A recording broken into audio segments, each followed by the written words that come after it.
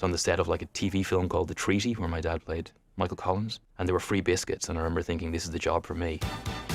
Hi, my name is Domhnall Gleeson, and these are my film firsts with BAFTA. The first film that I ever saw, the first one that I can remember watching, I think is probably Bambi in my grandparents' house, and it breaking my heart. It was a bad start. The first film that I watched at a young age that I definitely should not have seen was Shame. I was in my 30s. That was too much for me. Shame was too intense. I was really scared of films that were for older age groups than me.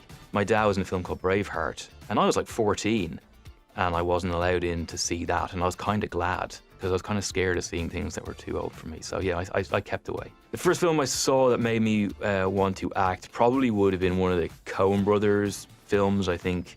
You know, Fargo and, well, no, all of them. Miller's Crossing, all those films, they made me laugh so much, and yet they made me feel so much, and they were so cool. And all of that at the same time with these amazing, incredible looking actors.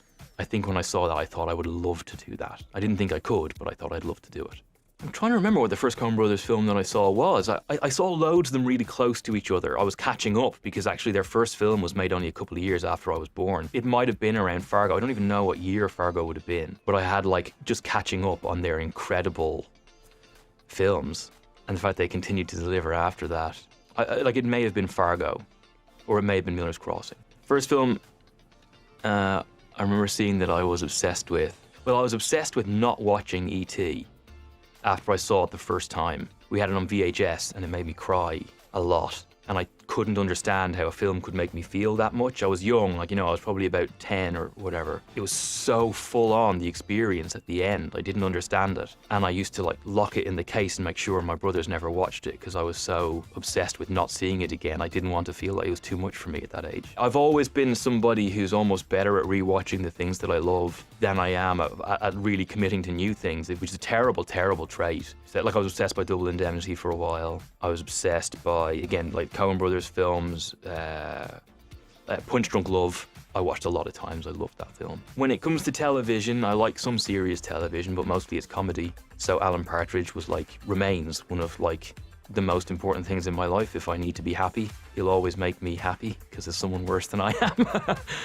Fawlty Towers and you know, I loved Harry Enfield. Like I loved Friends and stuff like that when I was in school, and you know, loads of TV shows have meant a lot to me. First ever line in a film or TV show, it would have been something like "no," you know, like something like that. I was an extra on a film that my father was in. They just brought me in to be an extra when I was like, you know, when I was 14. It was like John Boorman's set. So like the first set I was ever on was a John Boorman set, which isn't bad, but I froze so bad. I think they asked me to say something and I froze so bad I couldn't speak. So yeah, my first line was saying nothing. That wasn't really a role, the John Boorman thing. That was more like we were free extras. Myself and my three brothers, that's what that was. But my first role might have been a Martin McDonagh short film, because I did a Martin McDonagh play. Was my first job on the West End, an incredible play called Lieutenant Finish More. And I had loads of lines in that. That was my first job. And then I did a smaller job for him in a short film that he made. It actually won an Academy Award. And I think my first line was no. I think I'm asked, are you not meant to go up and down with that trolley? And I say no.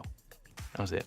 I can remember what being on set for the first time was like, because I was on a set that I wasn't involved in. This is one of the absolute breaks you get as the child of an actor. Like, you get so many lucky things that other people are, you know, are unfortunate not to have.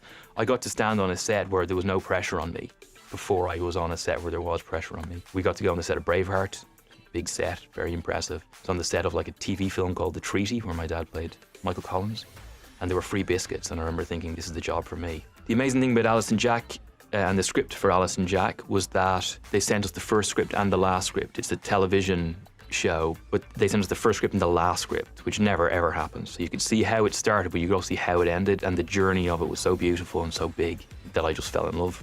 So the first time I met Andrea Riseborough was at a really important time in my life. It was when I was about 27 or 28. It was my first time working with Alex Garland. It was on a film called Never Let Me Go, and we were playing boyfriend and girlfriend. That's the first time I met Andrea to now. It's about, I don't know, 15 years or whatever. And that's the exact amount of time that the story of Alice and Jack takes place over. They meet in their late 20s, and the story ends just as they're in their early 40s, 40, and that's the amount of time I've known her, and we've washed in and out of each other's lives in much the same way as Alice and Jack do, so it feels really special to me to be doing this with her.